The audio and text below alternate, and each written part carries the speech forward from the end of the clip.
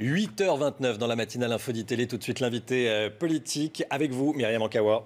Oui, bonjour Marie-Noëlle Lienemann. Bonjour. Vous êtes candidate à la primaire de cette gauche de gouvernement, la Belle Alliance Populaire. Ça y est, Manuel Valls, il est candidat, il sera candidat ce soir dans sa ville d'Évry. Vous dites enfin, il fallait qu'il clarifie au plus vite. Oh ben, c'était quand même un secret déjà bien éventé. Bon, c'était une évidence. Simplement, moi, ce que je constate, c'est qu'on est il est devant la même impossibilité que François Hollande. C'est le tout sauf Valls qui va commencer à la primaire ? C'est pas tellement le tout seul Valls, c'est quelle alternative sommes-nous capables de promouvoir. Il faut une alternative. Car si François Hollande n'était pas capable de rassembler la gauche, l'homme des deux gauches irréconciliables est encore moins. Donc il faut qu'en face de cela, car c'est la seule façon pour qu'on renoue avec les couches populaires et qu'on soit capable d'être au deuxième tour de l'élection, nous recréons une dynamique unitaire. Vous lancez un appel à vos camarades Arnaud Montebourg et à Benoît Hamon pour une candidature unique à la gauche du PS. On va y revenir. Mais restons sur Valls un instant. Les proches du président commencent à instruire le procès du Premier ministre. Valls est-il un traître? Valls a-t-il piégé François Hollande? Écoutez, moi je trouve pas ça très intéressant comme débat. D'abord, c'est lui qui l'a forcé, à votre avis, à renoncer? Écoutez, quand on est président de la République, j'ose espérer qu'on fait son choix en toute indépendance. C'est d'ailleurs ce qui fait un homme d'État. Donc moi, je ne pense pas que François Hollande ait été piégé. Je pense qu'il a fait une analyse lucide des difficultés dans lesquelles il est. Et je lui ai dit dans le tweet que j'ai fait au moment de l'annonce, je lui rends un certain hommage d'avoir été à la hauteur, de ne pas s'être accroché aux branches, ce qui aurait été ni bon pour la France, ni bon pour la gauche, ni bon pour lui. Vous aviez été d'ailleurs parmi les premières à estimer qu'il ne devait pas y aller, qu'il ne devait pas être candidat et à tout faire pour qu'il renonce. Vous avez sablé le champagne jeudi soir, vous étiez soulagé finalement? Non, moi ce qui me soulagera, c'est le jour où, à l'issue de la primaire, nous aurons une candidature qui porte une alternative.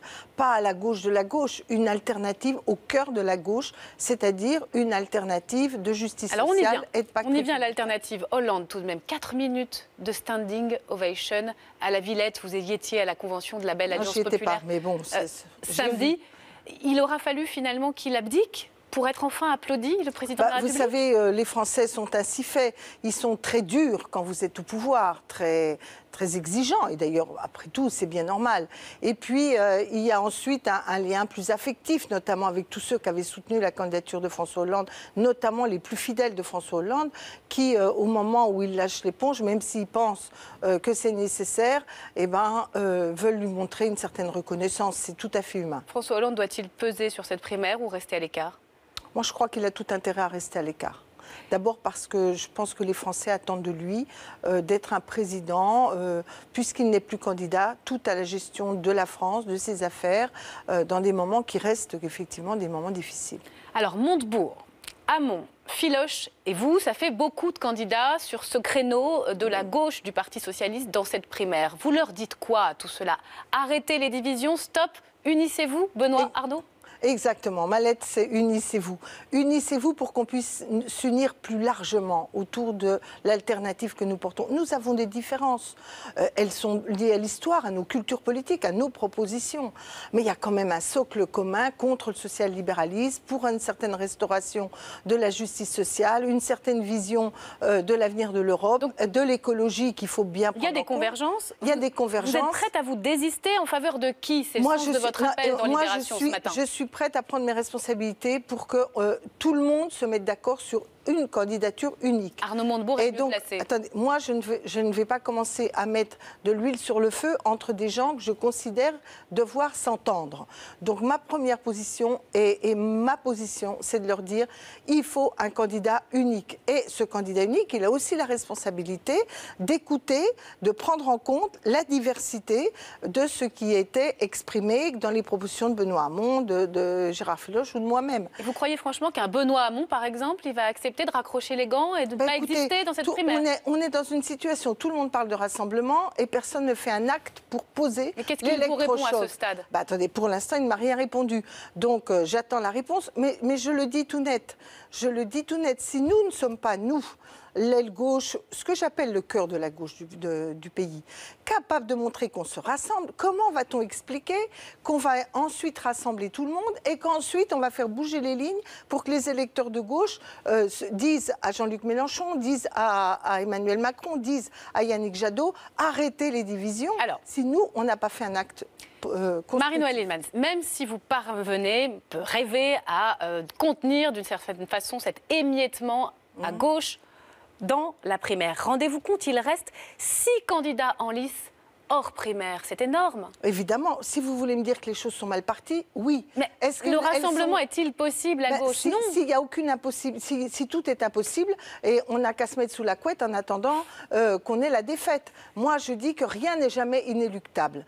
Et je dis qu'en particulier, si le candidat, la seule façon où il va se passer quelque chose de neuf par rapport au scénario établi, c'est qu'à l'issue de la primaire, ce soit un des candidats de la gauche du PS, c'est-à-dire du cœur de la gauche, qui soit retenu par le peuple. Car ce sera un message. Macron, qui est en tête sur les candidats de gauche, dans les sondages, a d'ores et déjà dit non aux primaires. Il ne participera pas, dit-il, aux querelles de clans. C'est violent. Oui, enfin, écoutez, il a fait beaucoup pour les querelles de clans, Emmanuel Macron. Hein. C'est-à-dire ? Parce que quand il était conseiller de François Hollande, à part expliquer que tout ce qu'avait dit la gauche, c'était des absurdités et qu'il fallait devenir libéraux, c'est à peu près tout ce qu'il a fait. Alors, lui, il a été l'homme de la cisanie générale, au motif qu'il avait déjà été l'homme de la commission Attali, qui avait déjà percuté la France, et notamment le monde syndical, le monde du travail. Pourtant, il y en a des socialistes et des proches du président qui ont envie de le rejoindre aujourd'hui. Il y a toujours des gens qui sont tentés par le ni gauche ni droite, il y a toujours des gens qui sont tentés par une pseudo-modernité, mais rappelez-vous, tous les mêmes. Vous disiez Matteo Renzi, c'est génial, 60%, boum. Pourquoi ? Parce que les politiques qu'il mène ne sont pas au profit du peuple, ni même de la grandeur de l'Italie. Et au bout d'un moment, tous ces effets là, de mode, de pub, ça marche qu'un temps. Et la réalité rattrape toujours les politiques. Avant un possible duel Macron-Valls, Valls va devoir affronter Arnaud Montebourg. Ouais. Possible, j'ai dit. Voilà, possible. Si on regarde les sondages... J'espère qu'il est impossible. Chez les sympathisants PS, il est très très loin devant Manuel Valls. 67% sondage IFOP paru hier, ça vous étonne ? Oui, mais alors si vous prenez le sondage IFOP d'hier, je fais 8%. Je suis très contente pour justement le mettre au service de l'unité. Deuxièmement, dans ce sondage IFOP, vous avez à la primaire du 50-50, 49-51, c'est la zone d'incertitude des sondages. Donc rien n'est écrit sur la victoire de Manuel Valls. Et tout commence dans cette campagne où il va falloir que les choses soient claires et qu'on ne s'éparpille pas dans des choses de détail. Rien n'est écrit et l'histoire récente nous l'a prouvé. À nous, les journalistes, les candidats auront à peine un peu plus d'un mois pour faire campagne. Le premier tour, c'est le 22 janvier. C'est très court. Vous pensez qu'elle va mobiliser cette primaire ? Je pense qu'elle va mobiliser parce que quand les Français peuvent donner leur avis, et notamment ceux de gauche, ils le font. Maintenant, le fait que ce soit court oblige les candidats à aller au cœur des choix, des alternatives. Comme je vous le disais, aller à l'essentiel. Et aujourd'hui, l'essentiel, c'est quand même les revenus des Français.